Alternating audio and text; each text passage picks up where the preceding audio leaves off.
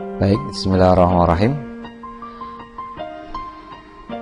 Anak-anak sekalian, jumpa lagi dengan Bardi, Ayo Belajar IPS. Pada kesempatan kali ini, anak-anak semuanya, kita akan melanjutkan pembelajaran yang lalu, yaitu tema 8. Pada kali ini, kita akan memasuki subtema 3 untuk kelas 4 mata pelajaran ilmu pengetahuan sosial. Kali ini akan berbicara tentang jenis-jenis pekerjaan. Nah, anak-anak sekalian, perlu kita ketahui bahwa kondisi di dalam lingkungan masyarakat, pekerjaan itu terjadi ataupun dapat terlaksana sesuai dengan kondisi lingkungan masing-masing. Di daerah perkotaan dan pedesaan akan berbeda jenis pekerjaannya. Di daerah pegunungan, dataran tinggi, dataran rendah, atau bahkan pantai juga berbeda jenis-jenis pekerjaannya. Nah, untuk kali ini jenis-jenis pekerjaan berdasarkan hasil yang diproduksi adalah ada 2. Pekerjaan dapat dikelompok menjadi 2, yaitu pekerjaan yang menghasilkan barang dan pekerjaan yang menghasilkan jasa. Pekerjaan yang menghasilkan barang merupakan pekerjaan yang memproduksi berbagai benda yang dapat digunakan untuk kebutuhan sehari-hari. Contohnya misalnya pembuat mebel itu menghasilkan berbagai peralatan rumah tangga berupa kursi dan meja, atau mungkin juga almari. Pekerjaan yang menghasilkan jasa adalah merupakan pekerjaan yang tidak menghasilkan barang, melainkan menghasilkan jasa yang dapat dinikmati oleh orang lain. Misalnya ahli bangunan. Kita memerlukan bantuan ahli bangunan untuk memberikan jasanya memperbaiki rumah kita, karena memang spesialisasi ahlinya di dalam membangun rumah. Nah, anak-anakku semuanya, jadi bahwa pekerjaan itu bisa menghasilkan barang dan juga bisa menghasilkan jasa. Mari kita bahas untuk pekerjaan penghasil barang. Pekerjaan yang menghasilkan barang atau merupakan pekerjaan yang memproduksi benda-benda yang dapat digunakan untuk kebutuhan sehari-hari. Contoh misalnya, yang pertama tadi sudah kita sampaikan, pembuatan mebel atau pembuat mebel menghasilkan berbagai macam peralatan rumah tangga yang sifatnya mobiler, bisa kursi, meja, bahkan mungkin juga tempat tidur. Yang kedua, contohnya adalah petani sawah menghasilkan barang misalnya padi, jagung, atau barang-barang yang dihasilkan oleh proses pertanian dan dibutuhkan oleh masyarakat baik sekitarnya maupun masyarakat yang lebih luas. Kemudian petani sayur menghasilkan sayuran, dan juga bisa petani buah menghasilkan buah-buahan sebagai sumber pangan. Kemudian pekerjaan peternak sapi menghasilkan susu sapi kalau itu sapi perah, atau daging kalau itu sapi pedaging. Sehingga daging ataupun susu sapi itu dibutuhkan oleh masyarakat dan untuk mencukupi kebutuhan pangannya. Dan semua pekerjaan yang menghasilkan barang adalah dibutuhkan barangnya untuk kehidupan manusia dalam keseharian. Yang kedua adalah pekerjaan penghasil jasa, yaitu pekerjaan yang menghasilkan jasa untuk melayani atau dinikmati orang lain jasanya. Ahli bangunan memperbaiki rumah, kemudian merenovasi rumah, atau bahkan membuat dan membangun sebuah rumah.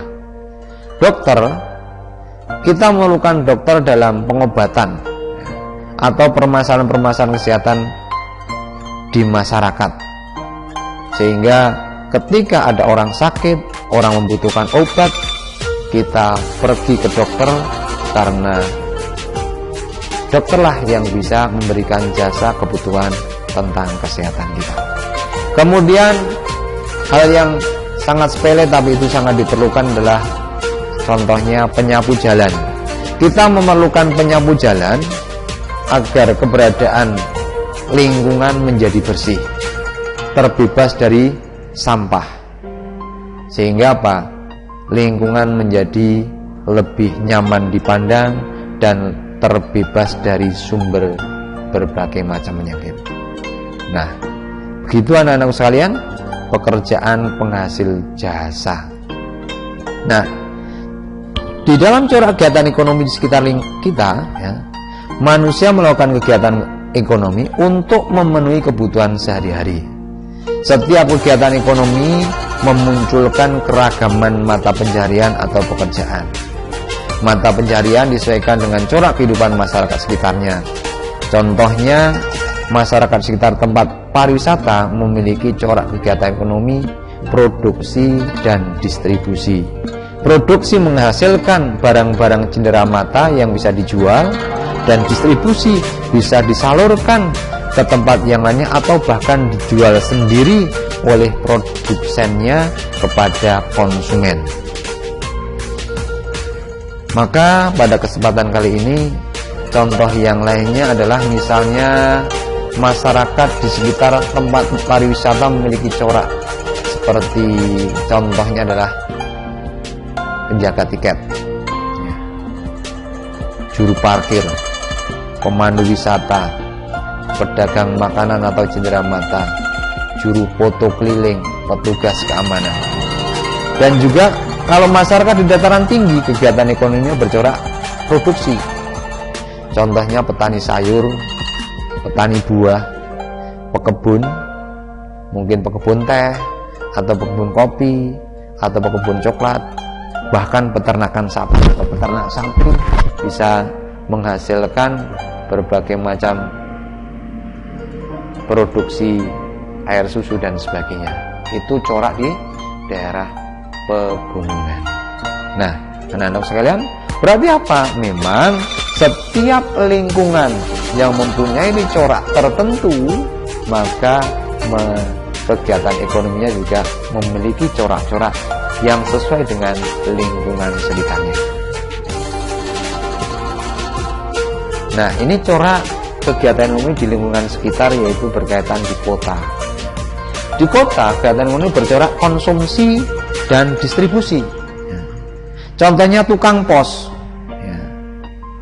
dia sebagai konsumsi dan sebagai distributor. Tukang pos mengantarkan barang, sopir angkutan umum. Mereka memanfaatkan nilai guna barang produksi untuk memenuhi kebutuhan sehari-hari dan memberikan layanan produksi kepada orang lain. Contohnya misalnya seorang polisi, maka dia di perkotaan adalah dia sebagai seorang yang mengkonsumsi produksi-produksi untuk kebutuhan sehari-hari dan memberikan pelayanan keamanan bagi lingkungan sekitar. Baik anak-anak sekalian, kita sampai kepada refleksi. Untuk kali ini adalah berbakti kepada ayah dan bunda. Nah, anak sekalian, ada sebuah perkataan dari seorang ulama berkaitan dengan sebuah hadis yang disampaikan oleh Rasulullah SAW. Abu Abdurrahman As-Sulami meriwayatkan dari Abu Darda, seorang pria mendatangi beliau Rasulullah SAW dan beliau mengatakan, saya memiliki seorang istri, namun ibuku menyuruhku untuk mentalaknya. Abu Darda mengatakan, aku mendengar Rasulullah SAW bersabda, al-walidu awsatu abwabi jannah, wa in sita fa'adhi dzalikal baba aw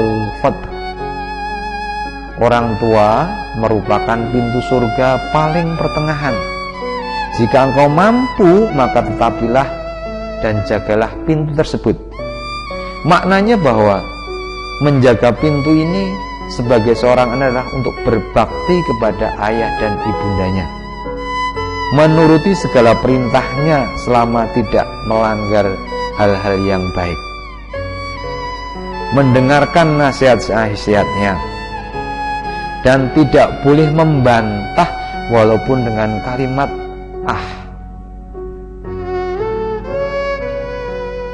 Jika tidak boleh membantah dengan kalimat maka apalagi kalimat yang lainnya.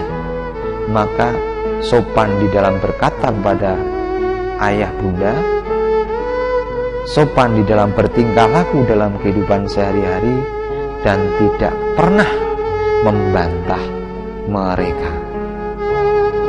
Demikian anak-anak sekalian, terima kasih pada anak semuanya telah belajar pada kesempatan kali ini. Kita akhiri pada kesempatan ini dengan hamdalah, alhamdulillahirabbil alamin. Terima kasih atas perhatiannya dan semoga bermanfaat.